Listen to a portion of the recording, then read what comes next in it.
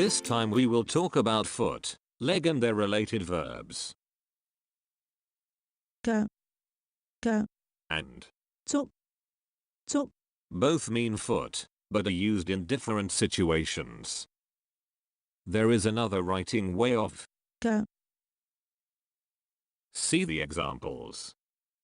香港腳香港腳雞手鴨腳雞手鴨腳 It implies someone is very careless. 腳本腳本足球足球二人三足二人三足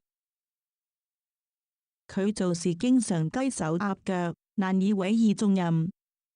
佢做事經常雞手鴨腳，難以委以重任。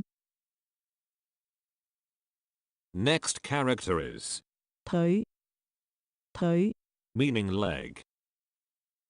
For example, 大腿大腿小腿小腿火腿火腿跑步前如果冇適當咁伸展雙腿，好容易會抽筋㗎。跑步前如果冇適當咁伸展雙腿，好容易會抽筋㗎。There are two verbs meaning walk. They are 行行 and. 走走 However, be reminded that, in Cantonese, 走 commonly means leaving, quick walking or running. For example, 我走啦，拜拜。我走啦，拜拜。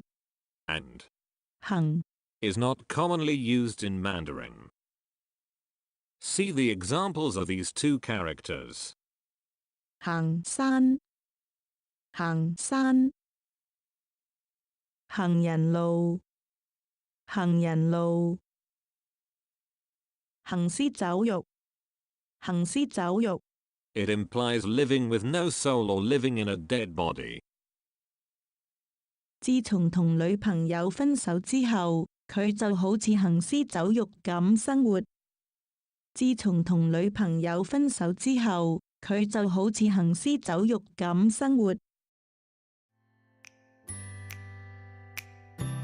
Don't forget to like, comment, share and subscribe to my channel. Thank you. See you next time.